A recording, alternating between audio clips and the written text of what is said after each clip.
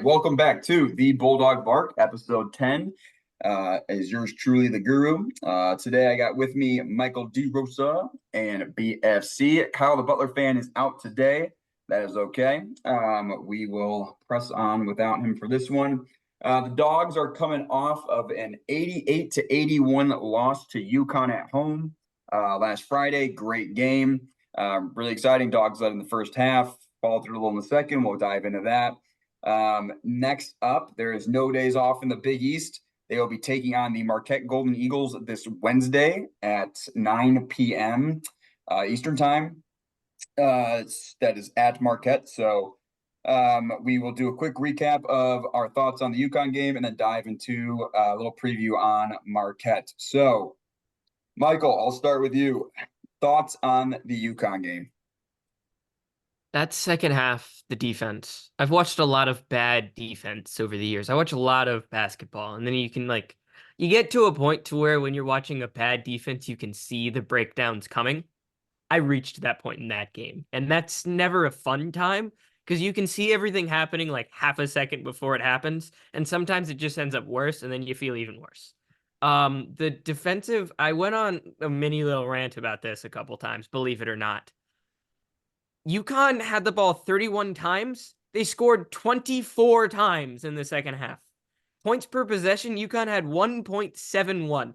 The best free throw shooting team in the Big East is Villanova. They shoot it at about 81.5%. We'll call it 81.3. Meaning, if Butler was playing against Villanova and they just fouled them every single time, that would have been better than what UConn did in the second half. It was that bad. They gave up points on every possession. Caravan had like 5 10-toe threes, which were like uncontested, wide open, just in rhythm. That was not fun. That's all I got. Yeah, I mean, the second half was genuinely, we were talking about it before, like a third grade basketball coach's nightmare. There was not a single closeout. There was not a single box out on defense. And I mean, the offense just kind of went into ISO ball because I don't know what happened to the offense. We stopped kind of going to Pierre. DJ had to do too much. I mean, he was the best offensive player on the court for us, but by the end, he had to go get a bucket because there just wasn't really any offense being created. Posh kind of disappeared. He hit the one big shot, but by all accounts, he had a terrible game for him. And Telfort turned it on, but when Telfort's offense was kind of halting the rest of the offense, dribble for 15 to 20 seconds and then get something at the rim. But it was just rough to watch in that second half, and we still were in it with 2 minutes left. So that kind of tells you what you need to know about this Butler team, which I think is the most frustrating part. Is we played horrendous basketball in that second half, and we're still right in it. Again, what killed us, we get the stop we needed down 4, and you let Cam Spencer get an offensive rebound, which is just inexcusable. And then, play kind of lazy defense, and he hits a big 3. And, you'll say, oh, like it's a tough shot. Yeah, it is a tough shot, but he's also leading the Big East in 3-point percentage. You have to know that he's probably going to get that shot off. And if he does from the top of the key, it doesn't really matter if you get a hand in his face. It's still a pretty high percentage shot. So it was just rough. And it's a killer because last year, we had UConn on the ropes a little bit, but then ended up losing by 20. So this one just hurts way more. We had them beat in that first half and had that brain lapse in the second half, and then just let them kind of dominate, get exactly what they wanted. Yeah, I believe it was like 3 minutes and 40 something seconds left. It was a 1 point, I think it's 3:31. There was a 1 point game. So it's not like, I think people are getting this like misconception that UConn just took the lead and ran away with it. Like, it was still a game all the way down to the very end. It never felt like we could get a stop, like you guys were alluding to. So it sucked because every time we got back, it was like, okay, how are they going to score now? One thing that I noted, and I'd have to double check, I'm pretty sure that we actually out rebounded them in the first half, and then we ended up losing the rebound battle 31-22. So, right, that's just like you guys talked about, just not crashing the boards like we need to. They end up getting 10 offensive rebounds. It seemed like Cam Spencer got a couple of those at key times. I think I tweeted out basically I would work on boxing out for 2 hours straight. Yeah, I mean, defense and rebounding is what it really came down to, and you cannot give teams like UConn second chances. You just can't, and they're going to capitalize on that all day. So, um, frustrating one because the Dogs keep being BFC. You tweeted this out, the almost team. Like it's like we keep. No, there's not been one thing for sure, boys. There's not been a lack of exciting games this year. That's for damn sure. I mean, wins and losses, but it's frustrating. Yeah, can't close out these Q1 games. But guess what, boys? We get another one coming up. Another Q1 game. Who's excited to go to Marquette? That's where we're gonna do it. I feel it. All right. Michael, I'll give you the floor, man. What can we look forward to as we get ready for another what did Marquette come out as today in the AP poll? 11, I think. Question. There was somewhere around like the 11-ish range. Okay. Yeah, I was gonna pretty say sure I another saw it. top 10 matchup, but I guess technically I can't say that. I'm going to say it anyway because AP poll voters are stupid anyway. So let's go with another top 10-ish matchup. Dogs, like I said, get to go to Marquette. Michael, what can we look forward to in that matchup? Where do you see maybe just give us a nice little breakdown. What do you see coming up as Marquette game? Before I get to that, if I see just imagine this, every single time a defensive rebound hits the floor for Butler, just imagine me like smacking my face and Oh, just you want to smacking be? myself in the face. You're not the only one, Or man. like with some sort of like book or whatever, just I might lose all my brain cells by the end of the year, but it's just painful. But anyway, Marquette, they're a good basketball team. They have two really good guards. It's the same team from last year. Pretty much. Just you lose Omax Prosper. You'll recognize most of the guys. You'll recognize even some of the bench guys. I believe Chase Ross is out. He's kind of their like number one guy off the bench. So that's kind of means something. He's like their go-to. Like he'd probably be the guy they'd put on either a Brooks or a Telford for most of this game, just to add a little there. So he will not be playing. Stevie Mitchell is back. They have a small backcourt, same guys as last year with Kolek, Mitchell, and Jones. Very dynamic offensively, particularly Kolek and Jones. I believe every Butler fan remembers Tyler Kolek because he won the Big East Player of the Year, and Cam Jones next to him, who scores a lot of points. And then Oso inside. He's still Oso, good creator, very good passer, pretty quick for a big man, good feet. Not a great outside jump shot. And the way Seton Hall guarded them was very interesting. They just kind of like sagged off Kolek anytime he didn't have the ball, and it kind of worked for them. I don't know if we could employ that same strategy. I don't know how Butler wants to defend it, but it was pretty interesting. Yeah, how does Butler want to defend it? It's a great question. I mean, feels like we haven't defended anything. BFC, what about you, man? Yeah, I mean, it's a tough place to win. We honestly played pretty well there last year with a much worse team. Yeah, I know everyone loves to hate on Kolek. I like watching Kolek play. I mean, he looks like he used to play at Duke, but Real quick pause. How amazing is it that he shot 1 for 6 on January 6th? that was perfect. That joke is so funny, and I love that it happened like that. Anyway, keep going. But yeah, I don't think we necessarily match up that poorly against him outside of Oso. I think that's going to be their go-to guy. I mean, he had 22 against Seton Hall, who has a much better defense than we do by all accounts. I think that's going to be the matchup to watch because, like we were talking about, DJ struggled defensively, but I honestly think that he'll be matched up with Mitchell for most of the game, and Mitchell he's not that great offensively, so I think he's going to be able to kind of sag off a little bit, and Mitchell's going to have to be locked in on defense without DJ scoring the rock. I mean, if you take out that Georgetown game where he had 12 points in like 10 minutes, he's averaging 23 a game. So he's going to have his hands full. So I think that 2 spot's kind of a wash defensively for us. We can kind of hide DJ there. Posh against Kolek is going to be a massive matchup.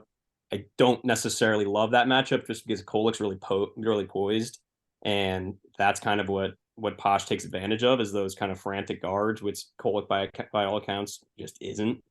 That's his basketball IQ is really what kind of sets him apart. So that Oso matchup is really going to be something that we got to lock in on, and it's something that we've obviously struggled with all years to kind of defending the big man in the front court. So we'll see what Thad kind of draws up there. But I don't think I don't think it's that bad of a matchup. I think that Marquette has struggled this year in a couple ways that we can really attack them, and we saw that against Seton Hall. Seton Hall's guards really had their way against them, and I think that's something that we can attack. Kind of counting Pierre more as a, we'll throw him into a kind of counting him as a guard. I think DJ and Pierre kind of be able to kind of eat like they did against UConn. We just need the other contributors to step up. Yeah, so a couple things.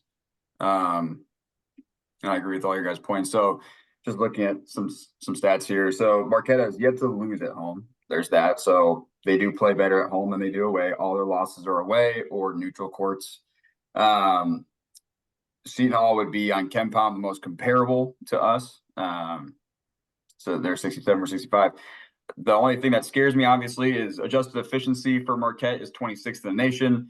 We already have talked about our defensive lows, so that's always something to monitor. But the one big thing that we do poorly, and we just talked about it, that they don't do well is offensive rebounding. Now, granted, you probably don't have to rebound as often when you're making shots, but that could be one, maybe BFC you're kind of alluding to, maybe a little bit, where it kind of eliminates a little bit of one of our deficiencies, which is not grabbing the offensive boards. But no, this team is another offensive. Yeah, we know who they are. They're another offensive juggernaut. Where do you think? I know you kind of mentioned some things. Where, Michael, I'll start with you. If the Dogs want to win this game, let's be honest, it's an uphill battle. It's away at Marquette. Where do you think Butler needs to exploit, or where can they exploit Marquette if they want to win this game? Key factors. So sorry, what's up? Key factors. Go for it. Yeah. One thing I'd look at is, since Posh actually played in the Big East last year, I don't know if you guys know that. You can look at his matchups against Kolek last year, so that's what I was looking at while BFC was talking. First game, Kolek had 14 points on 4 of 8 shooting, 8 assists to just 1 turnover. Second game, 18 points, 10 assists, 1 turnover, 5 of 11 shooting, 2 of 4 from deep. Third game, this was in the Big East tournament, a game that went to overtime. 19 points, 6 assists, 3 turnovers. So who knows? Maybe to avoid that conversation. Well, on 6 of 18 shooting in that third game, so maybe Posh got his number now. There we go. That's possible. But I feel like I've said this a lot about teams, but Marquette really struggled defending Kevin McCullough. They had to put Stevie Mitchell on him. He's like a 6'7" wing for Kansas. He's really, really good. But they had to put Stevie Mitchell on him. And without Chase Ross graded him in spots too. But maybe you would need a lot out of Brooks and Telford. I feel like the guard matchup is just going to favor Marquette. Like, I feel like I'm really interested to see who they put Mitchell on. Honestly, I would expect Brooks to just try to cut Brooks off in any way possible. But maybe they'll switch him on to DJ, and then you can take advantage of a Joplin or a Cam Jones defensively. So I think that's a weird matchup for Marquette. Is of our 2, 3, and 4, Davis, Brooks, Telford, who do they put Mitchell on? Whoever they put Mitchell on is more or less kind of out of the game. But then what do you get from the other two? So I feel like that's the spot where you got to get him. And on the other end, if I don't know how much we're going to play Andre Screen this game, because I think Marquette is designed to like torch him. So this could be a game where we see more Kapke, or maybe even Turnbull at the 5 than Screen. So if you're a Butler fan, take that for whatever you want. Is Connor healthy? I forgot about that. You're right. Brain fart. Dude, I just got so excited. Yeah, I'm like, he hasn't played in a while. Why is that? Oh, yeah, right. His elbow. He's in a sling, you dope. Been a long couple days. I was like, what did I miss? Just a comment off of that. I do remember last year, at least the home matchup, watching that and them running those pick and rolls with Oso and Kolek like at the top, and just literally it felt like over and over. Just that's why I agree with you on Screen. Like we saw him in the Michigan State game, he couldn't keep up, with Walker and stuff. I would hate.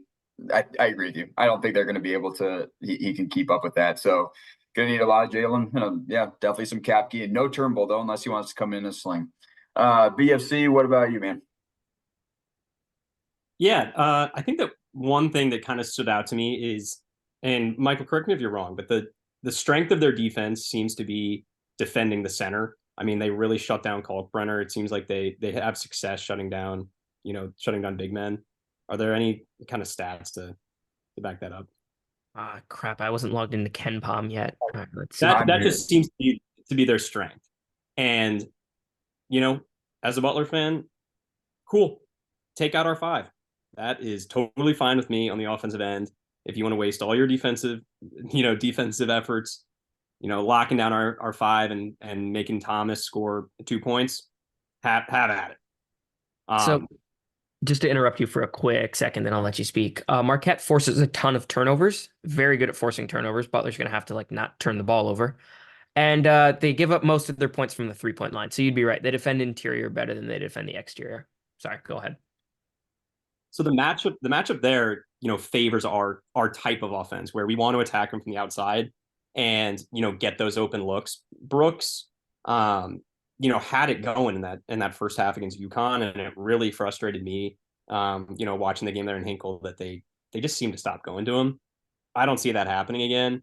And he looked pretty frustrated on the sideline where even in the last couple of minutes, he hit a big 3 and hit another shot inside, and then they kind of took him out and got him out of the rhythm. They were playing more a lot. I could see them kind of going a little bit smaller. I don't think that they're going to have that full freedom. It'll probably just be matched if they take out Oso, and then you can kind of attack them that way with a smaller lineup. But I think we got to hit shots in this game. DJ's got to be on, which he has been. Telfort's got to play better. We really need some more contribution from the bench. The bench against UConn was really bad. And we need more bench shooting. Landon and Finley have both been kind of hit or miss. That's one thing where Turnbull, that injury has really affected us because in all accounts, he is the best shooter off the bench. He's a liability on defense. He has his shortcomings, but you put him out there and they have to honor his shooting. And he was hitting at least a 3 a game when he was really playing. So we got hit from the outside. That is the number one key of this game, because inside is going to be tough sledding. We're in a tough environment, and I don't really think the point guard matchup is in our favor at all. I don't see us getting out on the break like we have in the past. It honestly is a nightmare matchup for Posh, and he's just going to have to play a lot calmer than he has been the last 2 games, because you can play frantic against freshman guards. There's going to be guys where he's going to be able to kind of piss him off. Creighton is a good example. I think if they put him on Ashworth, he's going to be able to get in Ashworth's head. But this is not that game. This is not the game to kind of play frantic and try to get turnovers, because that's just not something Kolek does. Yeah, I like your point about the sorry, now I'm just diving deep into my KenPom here. I liked your point about the 2-point versus 3-point. Michael, I don't know if you mentioned that or not. They're 43rd in defending the 3, 260th in defending the 2. So you can score inside on them. Their block percentage is 253rd. They don't defend very well. I guess they do eliminate it, but wait, no, am I saying that backwards? You can, when opponents score on them, geez, numbers are hard. When opponents score on them, 35% of the time it's from the 3, which is there we much go. more. Yeah, that's right. Yeah. So there we go. Yeah. So they are good. There we go. Okay, sorry, I was saying that backwards in my head. All right, thank you, Michael, for clarifying. That's why you're the champion, man. But they are 253rd in block percentage. So I do wonder if we can get Pierre and Ja running downhill towards the basket. It seems like that might actually work. I agree with you, BSC. I was frustrated with that too. I have no idea why, because Pierre on Cam Spencer was not a fair matchup. It just was he took it. They had. I don't know why they stopped doing that. Every single time he got it, he would curl and be going towards the bucket, and just you couldn't stop him. If you did, he was just going to collect his there's a few I think where they missed it, just quickly grabbed it back and put it right back in, because the center would have to come over and help, and then he's out of position, and then boom, you're just right there. So, yeah, no, it's an interesting look at you guys. You guys are so smart. This is why I do this with you guys. All right. So all that said, what do you guys think? What are kind of your predictions for this Wednesday, 9 o'clock, Dogs versus Eagles? Let's go, Michael. I'll start with you. What are you predicting for this Wednesday? Just kind of hope Marquette misses shots. That's really the only way it goes in our favor, but I don't see that happening. Give me Marquette 80, Butler 67. BSC? Yeah, I think we're gonna be able to score a little bit more. I think I think it's a little close to the UConn game. I will say my UConn prediction was 88-84 UConn. We needed DJ to hit that last shot.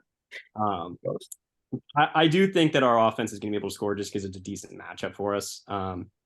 Say like 84-79 Marquette.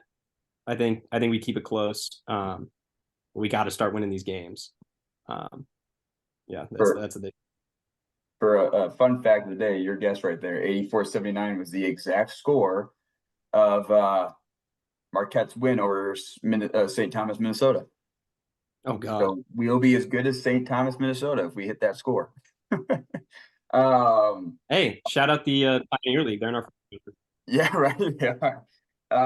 So for what it's worth on KenPom, the predicted score is 82-71 in Marquette's favor.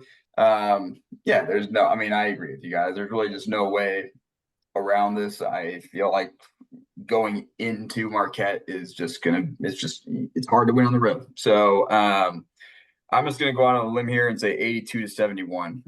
That's a complete guess. It's actually just KenPom's guess.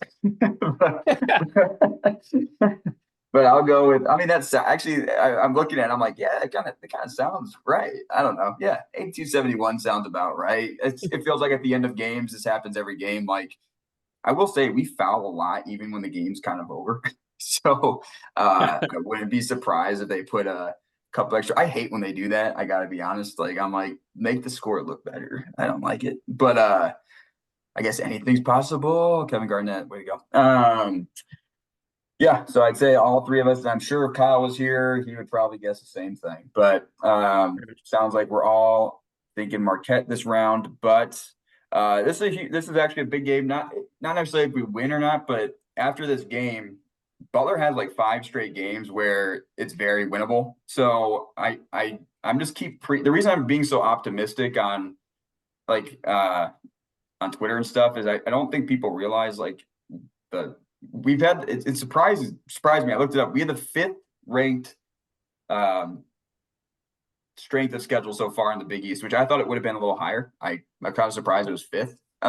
Like Seton Hall is number 1, obviously, because they played like 3 ranked teams. Georgetown at home, probably. Yeah, that's true. Yeah, sorry, Michael, but yeah, that's true. Georgetown at home probably knocks that down quite a bit. But yeah, I mean, 5th ranked, because then you think at St. John's, who's going to be ranked any day now, at Providence when they're at full strength, and home versus UConn. That's about as tough as you can get. I mean, Creighton and now going to Marquette. I mean, that's pretty. You couldn't have. I mean, I think we had 4 or 5 Q1 games of the first 6, right? So like we didn't exactly get the best draw. But after this game, I mean, then we got Seton Hall at home, which KenPom predicts will win, but they've been playing great, so who knows? At Xavier, God, I would love to win that. But then we get DePaul and Georgetown. If you don't win both of those, then your season's over. And then home versus Villanova. So that's like the home games we have in there are honestly against the best of those teams in that stretch. Like you got Seton Hall at home and you got Villanova at home, and then you're you're home against DePaul, but then you're at Xavier and at Georgetown, which I think are both winnable games. So I'm just praying to Butler Nation. I know it might be like a 1-4 start. That stinks. We hate it, but they've been competing, and we got a big stretch after that. That stretch right there after this game, I think defines the season. I know this has been a tough few, but if you get back on the horse after that, I think that they can really turn it around. Before then, we get another big stretch of really tough games: Creighton, Connecticut, Providence, Marquette. Jesus, okay, no days off in the Big East, boys. No days off in the Big East. All right. Any last things you guys want to add before we close this one up? Can they learn how to defend? What do you say? Can they learn how to defend? That would be so much fun. It would be, man. They're 10th in the Big East in defense efficiency. They're 3rd in offensive. It's so weird too. As a Butler fan, you're not used to that. Like, No. I mean, I'm older than you guys. I'm so used to this nitty gritty 54, 52 grinded out offense sucks, but the defense is just electric. And now it's just the opposite. And I can't tell if I like it more or less. It's really frustrating. It's like, because like it's the exact opposite. It's like every time we score, I don't expect to stop. In the past, every time we stopped them, I didn't expect to score. So it's just like, I wish the two could just mold together somehow. But last question before we log off: who you boys got tonight? Michigan, Washington. I got Michigan minus 4.5. I don't know about you guys. Yeah, I'm a massive Michigan fan, so go Already blue. know that. All right. Sorry Yeah, about I'm your, Michigan, so I'm stressing it out tonight. sorry about your Colts, by the way. I see you got the Colts thing on there. Yeah. Dude, if Michigan loses tonight, it may be a record for like the worst sports weekend of all time. UConn. I'm a Bears, time. I'm a Bears fan, guys. Every weekend's a terrible weekend. Oh, my team got the second pick. All right. My team got the first pick, Yeah, technically. and you didn't have to lose all those games. I had to lose all those games. Damn it. Yeah, Michael, we both cheer for pretty big losers. That's all right. Yeah, we do. really do. We could really use What about Butler you, being Michael? What good. do you got tonight? One of the nerds I follow on the X machine likes Michigan, so I'm just gonna back him blindly, even though I believe he went 0 for 2 in the games before. But like this season, sharp guy. He's a complete numbers nerd. You trust the nerds. Take Michigan. At least this Are you talking about Marquette? Or are you talking about? I'm joking. They few of those accounts are big numbers nerds.